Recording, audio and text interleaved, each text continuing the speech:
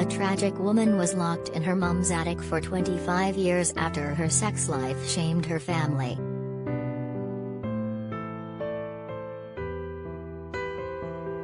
Blanche Monnier would have died in a windowless room as her own mother had planned had it not been for an anonymous tip-off.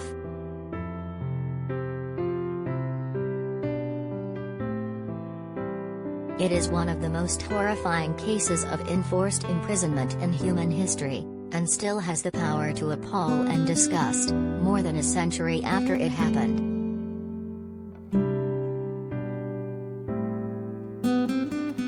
In 1876, when Blanche of Vienne, France, was 25, she met a man who she wanted to marry, but he didn't meet her mother Madame Monnier's high expectations.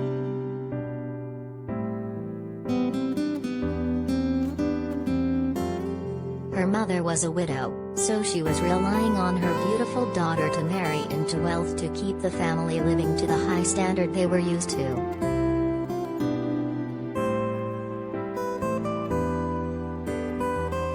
What do you think of this story? Have your say in the comments.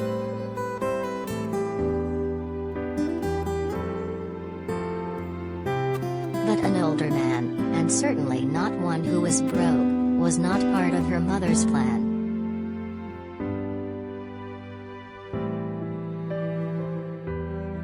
The Daily Star reports she made it clear to her mother that she would not marry any of her selected suitors and would always choose love over money.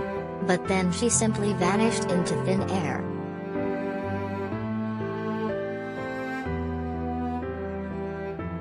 Madame Monnier and her son Marcel had in fact locked Blanche in an upstairs room, nailing shut the windows and chaining her to a bed.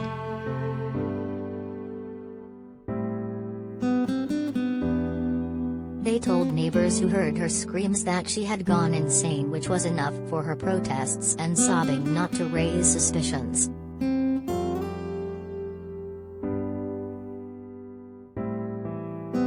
They pretended she had died and they had gone through a public grieving process. They simply got on with their lives as if she had never existed.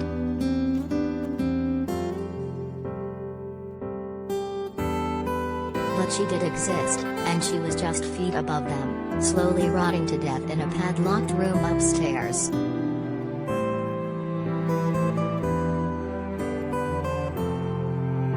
Blanche remained chained to a bed in that room until she was 50 years old, as a clip-on video site YouTube shows.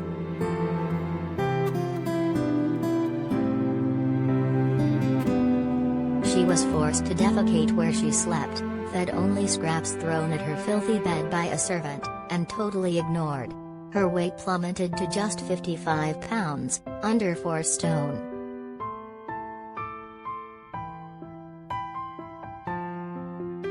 Left in the dark for all that time, malnourished and alone apart from the rats and insects that came to feast on the festering detritus and Blanche herself, she slowly did go insane and lost the ability to speak in full sentences.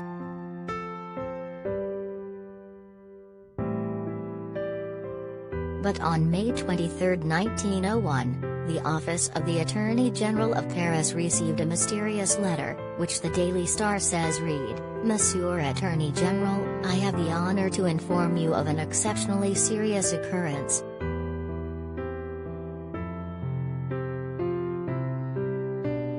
I speak of a spinster who is locked up in Madame Monnier's house, half-starved, and living on a putrid litter for the past 25 years, in a word, in her own filth.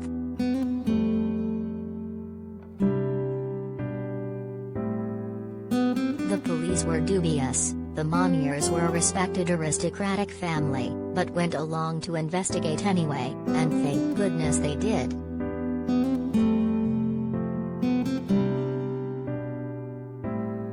They noticed a padlocked door, opened it and were immediately hit by the stench from the unventilated locked room.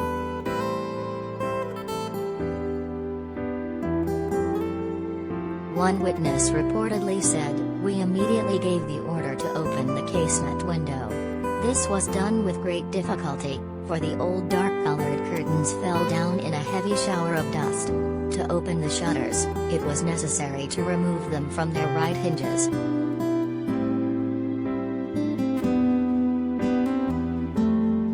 As soon as light entered the room, we noticed, in the back, lying on a bed, her head and body covered by a repulsively filthy blanket, a woman identified as Mademoiselle Blanche Monnier.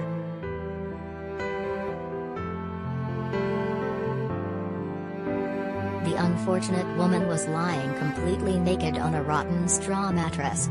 All around her was formed a sort of crust made from excrement, fragments of meat, vegetables, fish, and rotten bread.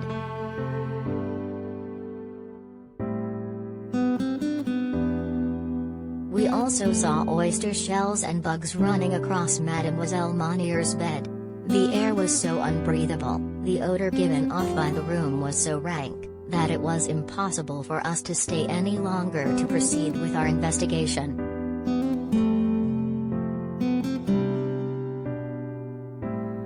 Madame Monnier and Marcel were arrested, and Blanche, who was close to death and terrified of sunlight after 25 years in darkness, was rushed to hospital.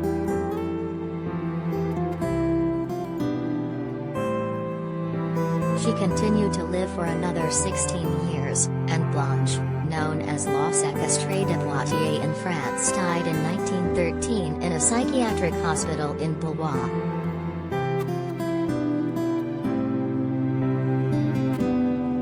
Her mom died in prison 15 days after she was arrested, and her brother, a lawyer, appealed his 15-month prison sentence and used a legal loophole to avoid punishment.